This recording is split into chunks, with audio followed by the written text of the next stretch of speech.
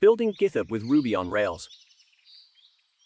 GitHub running off the main branch is fascinating, and initially sounds mad, but makes so much sense. Assuming they have very high test coverage, running against mainline Rails isn't really any different to having the fork they had before, but they have more influence on future development. It must also be a massive boon for the Rails ecosystem to have such a large property running off the head. Doesn't anyone know of any Django shops that do the same, running off mainline?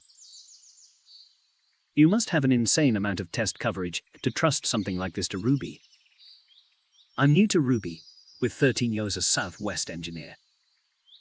Personally, I find it a very hard language to master. Writing tests often feels like I'm setting variables left and right without seeing them being used in the current context. But that then happens to be part of the let, way in peck.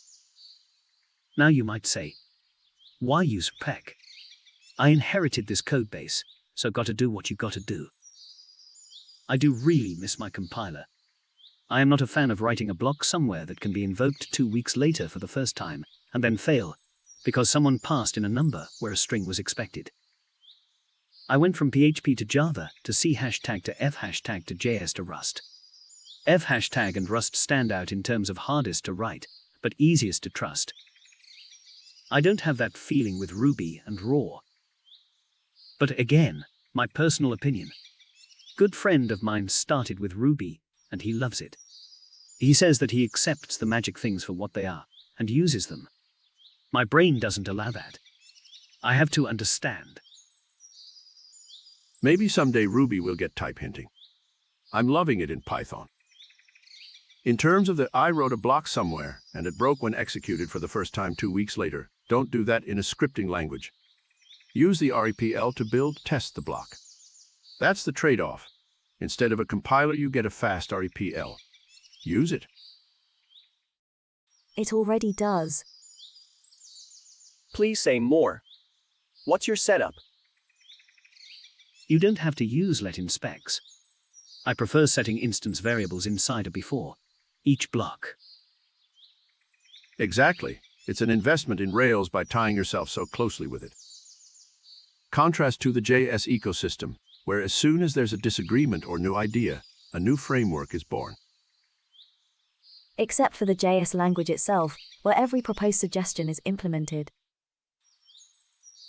Tail calls. I have yet to see a tech stack that's not locked up into a framework version. That's more because of our engineering culture. The cost of not upgrading outweighs by a huge margin than keeping building on top. And yes, have seen Django shops locked into X release, patched right into the core, and running for a very long time, impossible to upgrade, and all the horror stories. Edit. Added Django. As a counterpoint, I have yet to see one that is locked in my 15 years working with Rails. It must also be a massive boon for the Rails ecosystem to have such a large property running off the head.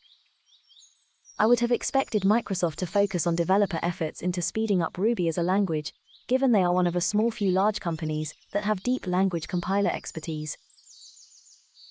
I imagine it wouldn't be too hard, since Django only has one dependency. Django itself. Noted developers weep. Is Rails the same way dependency-wise? Wait, is this true? Doesn't it also use Sclouchemy at least? Which then likely has its own dependencies. I'd be really surprised if Django had no dependencies at all. Django 4.2 has 2 dependencies, Askeref and Sculptris. Other than that, none. Django does not use Sclouchemy as its ORM. It has its own system, which I prefer. Amen. Until recently, I was exclusively working with Django for 5+ years. I definitely fell into the trap of making the ORM for granted. Had a brief foray into the JS world, and despite plenty of slick-looking projects with fancy pants websites, nothing remotely compares. I built my startup 4 years ago with a combination of React plus Oz plus Gatsby plus Hasura. I thought this would be great for performance and scale. Fast forward to today, I spend at least 2x as much time to code a feature than if I had just stuck with a simple Rails stack. And the scale I imagined never happened. Now rebuilding everything with Rails so I can ship faster and focus on growing the product, not making engineering prowesses. Building for scale from day zero is a recipe for disaster. You should have seen that coming.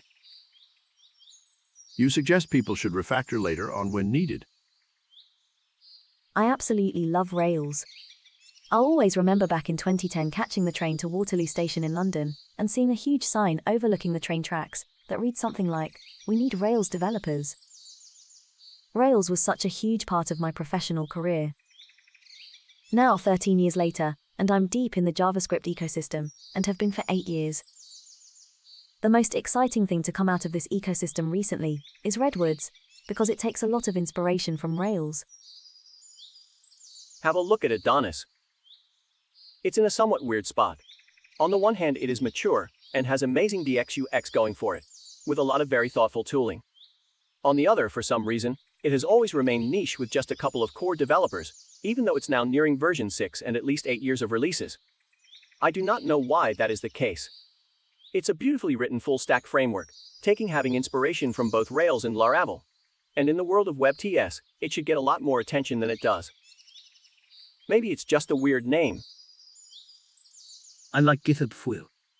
I am not someone who requires everything to be perfect, and I've learned to be tolerant of our human reality, where imperfection is the norm. But GitHub is not a great web app. It is frequently, constantly out of sync with the latest data status. You quickly develop the habit of manually refreshing the page every time you are preparing to do anything with a PR, and that's not something that should be necessary these days. It surprises me to see a loud and proud blog post detailing GitHub's process of staying so relentlessly up to date with the latest and greatest version of Rails. The app is not properly responsive, for whatever reason, and to a degree that would not be tolerated where I have worked.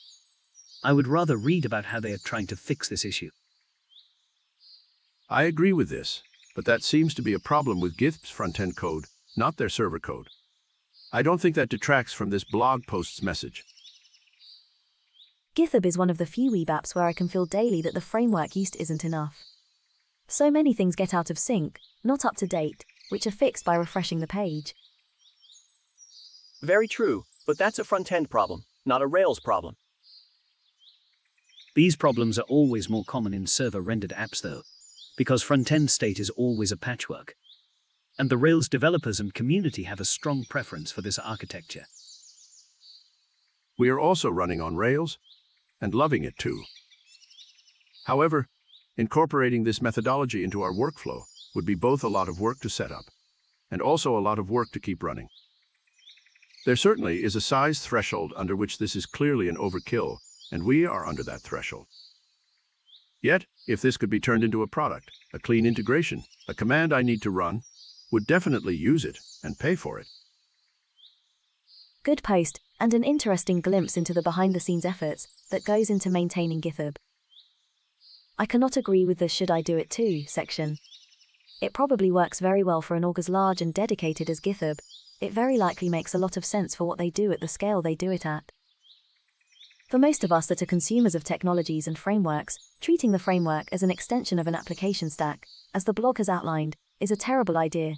It requires devoting time and effort towards its upkeep, and that is not our core business, nor should it be.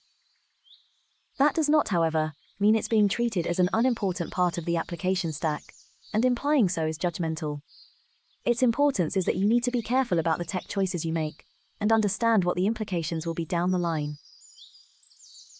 Meanwhile, I have to work on a Rails 3.2 app with Ruby 2.2. Every Monday, a scheduled GitHub action workflow triggers an automated pull request, which bumps our Rails version to the latest commit on the Rails main branch for that day. That's a bold move to do, as opposed to being end of week or weekend. Is that 2 millions lock for a single Rails application, or across various Rails applications? Flagged. Was this comment generated via chat? Not trying to catch you out, just curious if I'm able to successfully spot it in the wild. Reply. You caught me red-handed. Yes, the previous comment was actually generated by chat. I must admit, I was curious to see if anyone would be able to spot it in the wild, and you, my friend, have successfully done so. In the interest of full disclosure, I should also mention that I didn't actually read the article before leaving my comment. I know, shame on me. But on a more serious note, I think it's important to recognize that while AI has made incredible strides in recent years, there is still a lot of work to be done on the creative side. Many texts generated by AI tend to have a similar structure or tone, and it's not always easy to tell them apart from human-generated text. Reply. All the cool kids left Ruby for Go. Why are they still in that land?